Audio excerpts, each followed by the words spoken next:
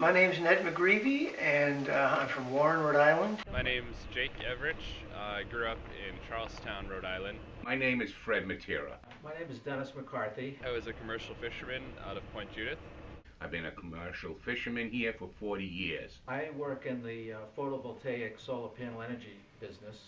I've been in education for the last 25 or 30 years, but I spent 6 or 7 years up in Alaska. Worked in Alaska since 2010. I worked my way up into Alaska in the spring of '77.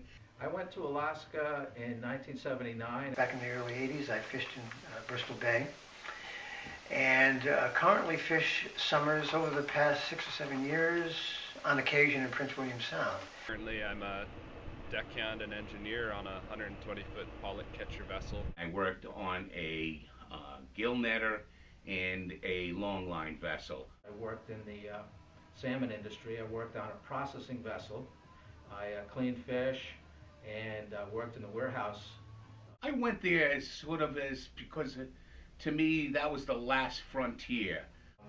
The reason I went was just for an adventure. I was going to school in Rhode Island at that time, and it was a summer break. I went to Alaska because I fell in love with it. And definitely feel privileged to be able to work and make a living in such a beautiful, pristine area.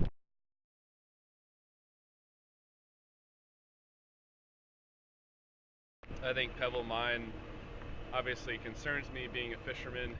The risk of this mine, given the number of jobs it will create, which isn't that many, could be detrimental to the ecosystem for the people and the community. To destroy that ecosystem and habitat would be catastrophic. This mine is, the plan is for it to be plopped right in the middle of the watershed for these fisheries that employ tens of thousands of people.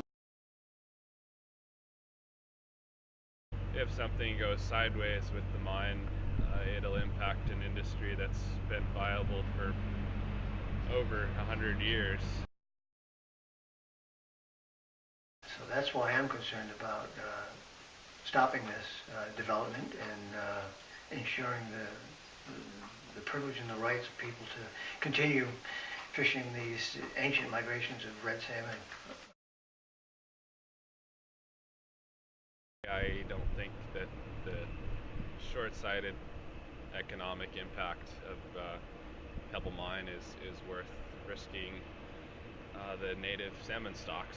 So that's my opinion.